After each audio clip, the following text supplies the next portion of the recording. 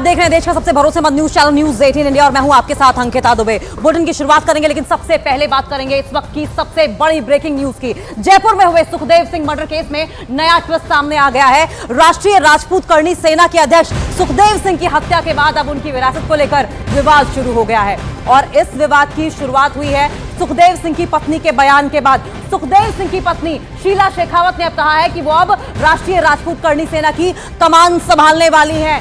अब विरासत को लेकर एक बड़ा इस वक्त दांव खेला जा रहा है। सुखदेव सिंह की पत्नी की ओर से कहा गया है कि अब करणी सेना की कमान सुखदेव सिंह के बाद अब वो खुद संभालेंगी, लेकिन विवाद अब सुखदेव सिंह की तीन पत्नियों के बीच है, क्योंकि दावा किया जा रहा है कि सुखदेव सिंह ने 3 शादियां की थी। जयपुर में हुए सुखदेव सिंह मर्डर केस में नया ट्विस्ट सामने आ चुका है। राष्ट्रीय राजपूत करणी सेना के अध्यक्ष सुखदेव सिंह की हत्या के बाद अब उनकी विरासत को लेकर विवाद शुरू हो गया और इस विवाद की शुरुआत हुई है सुखदेव सिंह की पत्नी के बयान के बाद।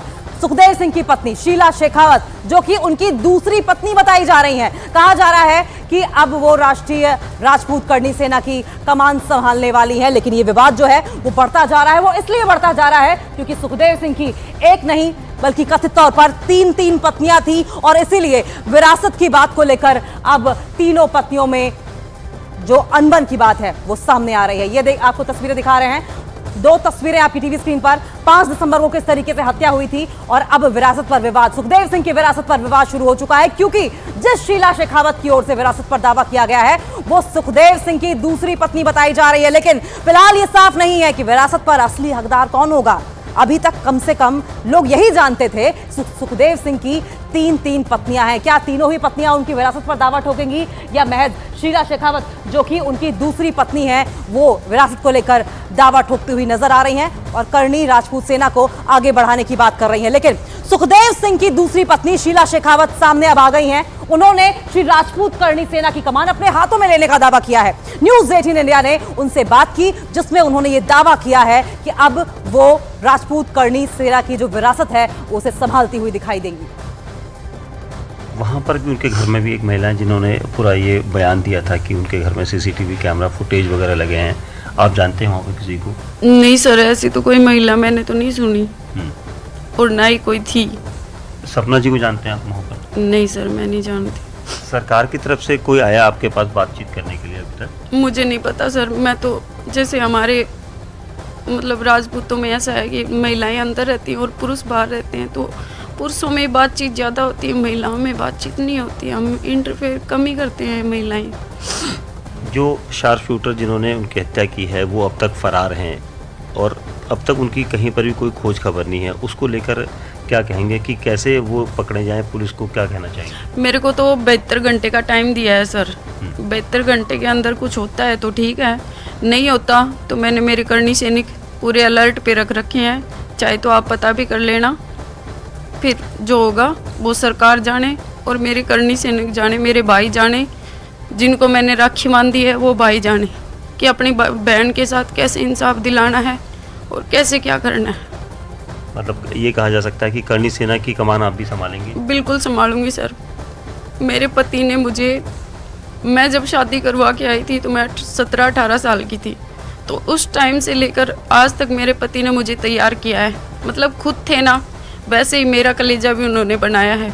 तो मैं पीछे हटने वालों में से तो हूँ नहीं। इंसाफ तो मैं लेके ही रहूँगी। इसके लिए तो चाहे मुझे ज़मीन आसमान एक कर देना पड़े, मैं इंसाफ लूँगी। शूटरों को लेकर धरना प्रदर्शन हुआ था, हम लोग जयपुर में थे, आप लोग भी वहाँ पर थे। तो धरना प्रदर्शन में एक ही मांग की जा रही थी कि उनका एनकाउंटर किया जाए। तो आप क्या चाहेंगी? मैं भी एनकाउंटर चाहती हूँ और एनकाउंटर होने के बाद उनको देखना भी चाहती हूँ कि एनकाउंटर हो चुका उनका। ये हो रहा है मेरी मांग। अगर ये कुछ जो इन्वेस्टिगेशन हो रही है उसके बाद भी वहाँ पर कई लोगों ने आर्थिक सहायता भी दी है आपके परिवार को, तकरीबन 1.5 करोड़ से ज़्यादा की आर्थिक सहायता दी गई है। तो आप लोगों को तो कुछ ऐसा पहुँचा है? कोई जानकारी मिली? नहीं सर, मेरी जानकारी में कुछ भी नहीं है। मैं नहीं कह सकती कि कुछ हुआ है नहीं हुआ है, मुझे नहीं पता। शीला शेखावत सुखदेव सिंह की दूसरी पत्नी, जिन्होंने साफ तौर पर आह्वान किया है राजपूतों से कि वो सामने आए और एकजुट रहें, जिससे कि सुखदेव सिंह का जो बदला है वो लिया जा सके। और विरासत के इस पूरे विवाद को आपको ग्राफिक्स के जरिए समझाते हैं, इंफॉर्मेशन वॉल के जरिए समझाएंगे कि किस तरीके से ये जो विरासत की लड़ाई है वो तीनों ही पत्नियों में बटी हुई है। सुखदेव सिंह की पहली शादी हुई थी शकुंतला बेनीवाल से और वो फिलहाल राजस्थान के गोगामेड़ी गांव में रहती हैं। ये देखिए, पहली शादी शकुंतला बेनीवाल गोगामेड़ी के गांव में रहती हैं और कहा जा रहा है कि पिछले कुछ सालों से सुखदेव सिंह की शकुंतला बेनीवाल से कोई बातचीत नहीं थी, किसी भी तरह का कोई संपर्क नहीं था। लेकिन अब बात करेंगे उनकी दूसरी शादी की। सुखदेव सिंह की दूसरी शादी शीला शेखावत से हुई थी, जिसको आप थोड़ी देर पहले सुन रहे थे। शीला शेखावत राजस्थान के भादरा में रहती हैं और इन्होंने ही विरासत पर बड़ा दावा ठोका है। लेकिन ये फहरिस्त यहीं खत्म नहीं होती है। दावा ठोकने वालों में एक नाम और भी शामिल हो सकता है, वो है उनकी तीसरी पत्नी। इसके अलावा सुखदेव सिंह की तीसरी शादी का दावा किया जा रहा है सपना सोनी को लेकर, जिसके साथ कहा जा रहा है कि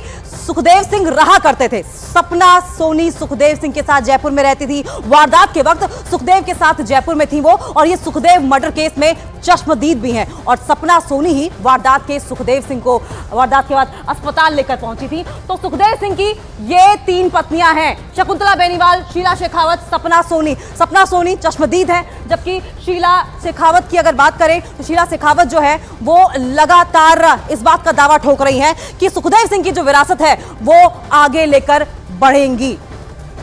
और इससे पहले न्यूज़ 18 इंडिया ने सुखदेव सिंह गोगामेड़ी की तीसरी पत्नी होने का दावा जिस सपना सोनी को लेकर किया था, उन्होंने बताया था कि घटना के वक्त वो जयपुर में गोगामेड़ी के घर पर ही थी। गोली चलने के बाद वो गोगामेड़ी के कमरे में पहुंची थी, लेकिन शूटर वारदात के बाद फरार हो चुके थे। सुखदेव जी तो यहाँ जो है वो बैठे थे, मेरे पति। वो जो एक और आया था जिसकी डेथ हो गई थी वो यहाँ बैठा था, वो दोनों यहाँ बैठे थे। तो जो शूटर थे वो दोनों यहाँ थे, जो एक साथ में आया था वो यहाँ था, नवीन शेखावत। हाँ, मैं नाम नहीं जानती। वो क्या जानते थे, पति की जान पहचान थी? हाँ, उनके साथ जान पहचान थी। वो 10 दिन पहले लगभग आके गए हैं, वो यहाँ उनसे मिल के गए हैं। सिर्फ वो अकेला ही आया था, उस टाइम शूटर नहीं आए थे। तो वो वहाँ बैठे थे, तो उस बंदे ने इनको फोन पे बात करवाई थी किसी से, मतलब कि जमीनी विवाद को लेके था, क्या था जमीन को लेके मैटर कुछ। उनको किसी से बात करवाई? वो तो सर मैं ऊपर थी तो मेरे को वॉइस सुनेगी नहीं, क्योंकि कैमरे में तो आवाज सुनती नहीं है। मैंने इतना ही देखा था कि वो फोन दे रहा है, फोन देते ही मैं मेरे कमरे में चली गई थी।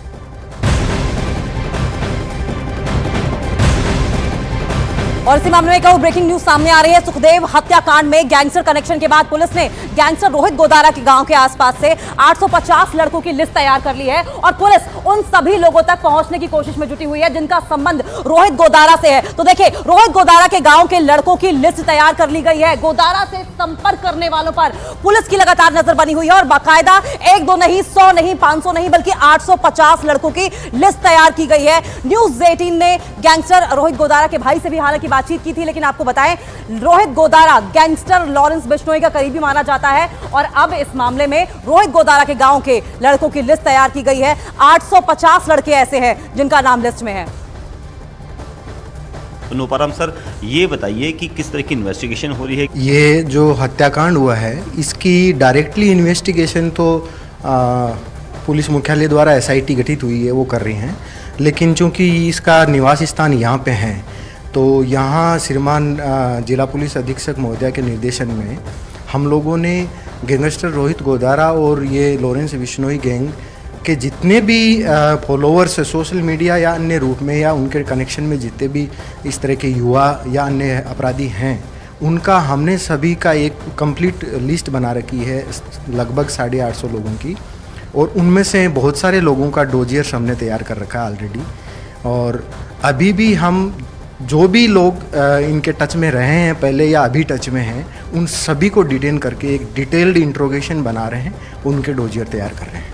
पिछले 2 दिन में 25 से 30 लोगों को ला करके इंट्रोगेट कर चुके हैं, लेकिन अभी इन युवाओं का डायरेक्ट कोई इस अपराध में या अपराधियों से कोई लिंक डायरेक्ट हमें मिला नहीं। और दबिश लगातार चल रही है हमारी, जो भी संभावित स्थान है अपराधियों के छुपने के, उन पर टीम्स बना करके पूरे ज़िले में दबिश दे रहे हैं।